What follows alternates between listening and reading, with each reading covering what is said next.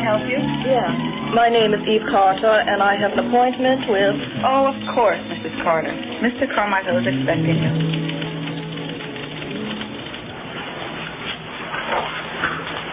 Well, welcome to San Francisco, Mrs. Carter. I'm John Carmichael. Thank you, Mr. Carmichael. Can we offer you a coffee or perhaps something a bit stronger? Oh, no, thank you. Well, I hope you enjoy your stay, Mrs. Carter. Well, Mrs. Carter, how can my company be of service to you?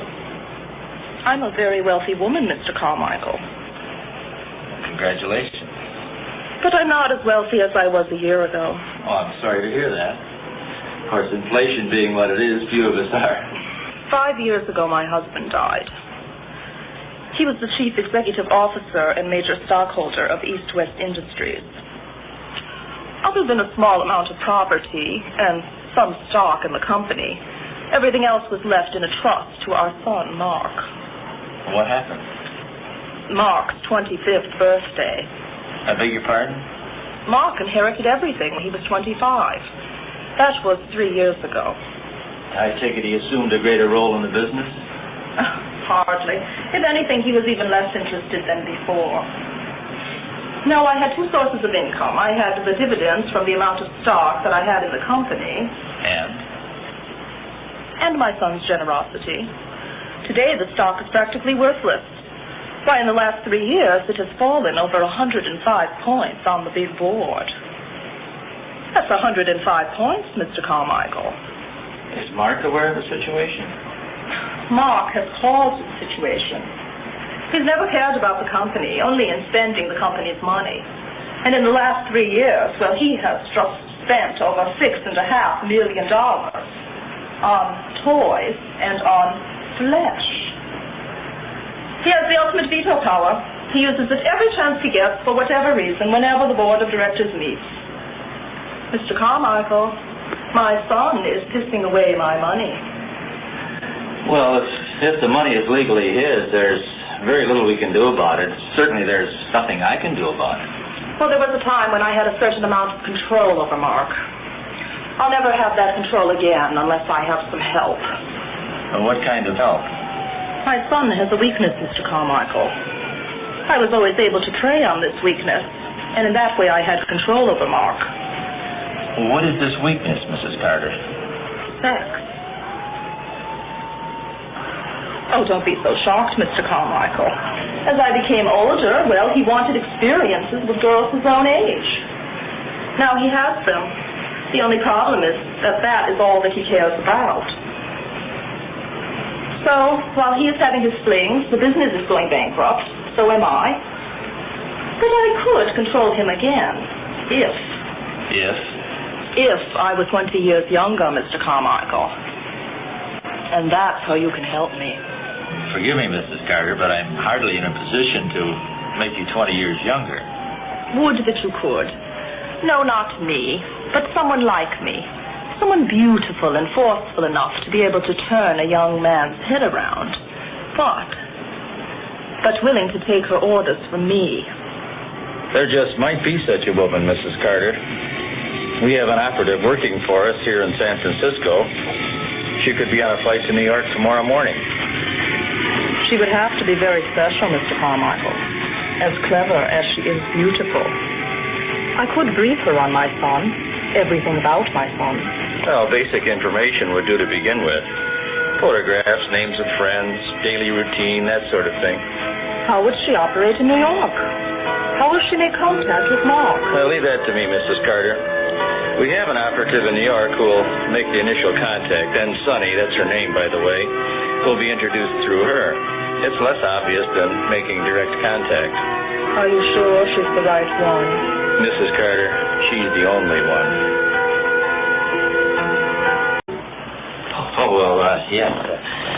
Your son has some interesting friends, Mrs. Carter. For a man in your profession, you seem to shock quite easily, Mr. Carmichael. Yes, you were right, my dear. He was testing you. But that's a very good sign. He wants to know if your needs and wants correspond to his own. Mark has never been able to find a woman whose sexual appetite equals himself. That is until now. Let's hope so, my dear. Yes, you've handled yourself quite well. I'm impressed. But I wouldn't make the mistake of becoming overconfident. You see, the more attracted he is to you, well, the more demands he will make upon you. And the tests were only the beginning. It is his heart you are after. Never forget that the way to Mark Carter's heart is through his penis. Mark, that's not fair. Now, you told me you had a good teacher. Tell me who it was. You really want to know? Of course. My mother. And? My mother was a chronically promiscuous woman. She did it to get even with my father. She always made sure I was around whenever she bestowed her favors on gentlemen callers, or any callers for that matter. I remember the first time. I was sitting in the back of our car. My mother was taking me along on a shopping trip to the city. Edward, our chauffeur, was waiting for my mother. Edward, if I've told you once, I've told you a dozen times not to play that radio so loud in your room at night. Well, yes, ma'am, but Mr. Carter said... I don't care what Mr. Carter says. From now on, you better start paying attention to what I say. Yes, ma'am, but I was just listening to the election returns. Election returns? Oh, you probably voted for Stevenson. It sounded like you had a woman in your room. Oh, no, ma'am, I swear, I didn't. Tell me, Edward, a big fellow like you, why, I bet you have one every night. Oh, no, ma'am, I don't. I swear to God. Oh, with young Master Mark in the car. Yes, ma'am, he is. Good.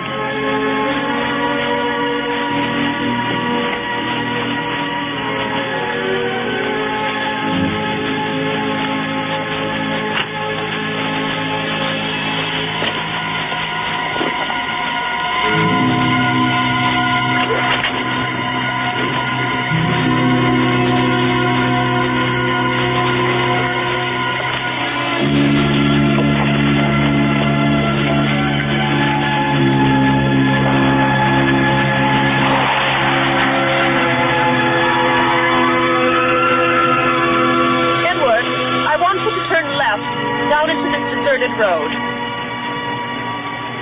Mark, today we are going to start your education.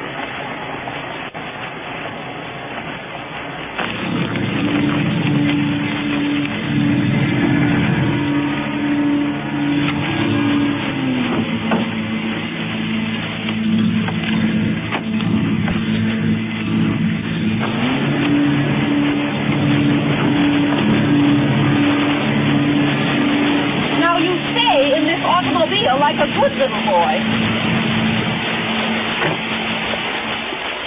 Edward, Yes, I'm not ma'am? through with you yet. I think you lied to me before. No, ma'am, I didn't. I told you the truth, I swear. Don't you ever get lonely up there, Edward? Oh, come on. I bet you do. I bet you even think about women when you're up there alone. I'll bet you even think about me. No, ma'am, I swear I never would think about you. Of all people. You mean that you find me unattractive? No, ma'am, I didn't mean that. Not at all. Well, then you do think about me, Edward. And you do find me attractive. Well, yes, ma'am. I mean, no, ma'am. I don't know what... Edward, stop stuttering and pick them up.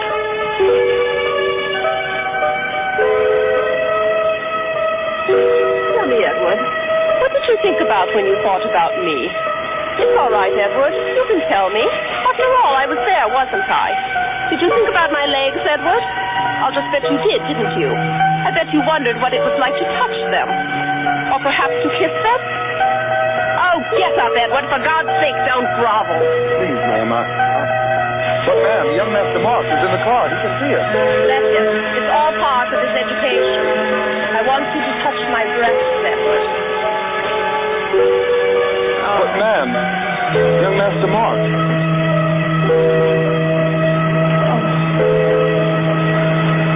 Don't think I never thought about you, Edward.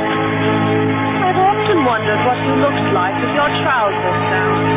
But, ma'am, young Master Mark. Young Master Mark.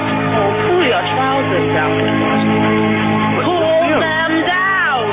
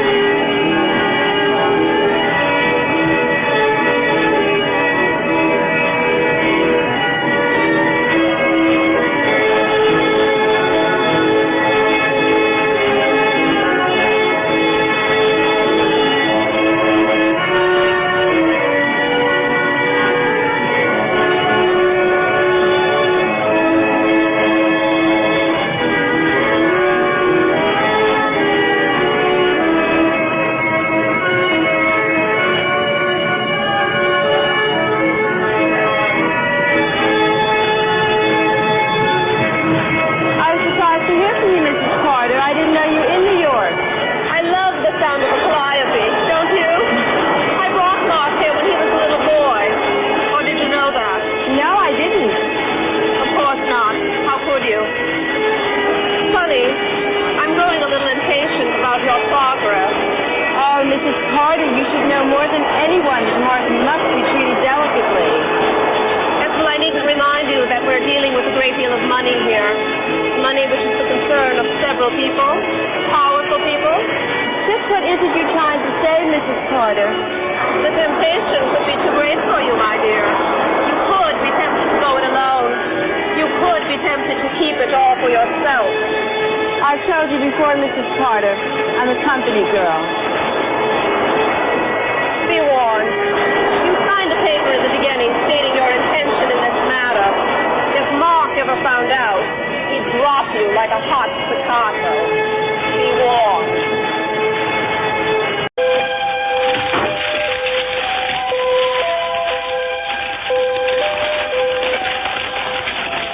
You were out pretty late tonight, Mark. Oh, not that late, Mom. We were planning a peace demonstration for the weekend. You're a bit young for that kind of thing.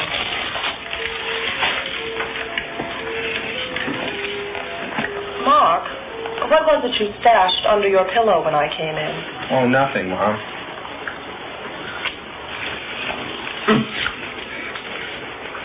Mark, how long have you been reading these? Well, you needn't be embarrassed about it. I mean, it is perfectly normal for a boy your age to be interested in these things. It's a magical time in your life. You're experiencing needs and feelings for the first time. Physical needs. I know that you masturbate often. Oh, Mom. Mark, it's all right. I'm your mother. I'm concerned about every part of your life, and sex is a big part. It's tough being a teenage boy, and girls your age, well, they don't really understand. They don't know how strong your desires are. Have you had sex with a girl yet, Mark? No. Of course not. Younger girls don't understand what you need. Don't worry about it. I understand. I can help you. I can make you feel pleasure you never knew existed. Mother. Mark, don't worry. I want to make you feel pleasure. Why, Mark, you have an erection. It excites you, doesn't it? The thought of me giving you pleasure. Oh, Mark, you're so hard. I know what you need. I can make you feel like a man.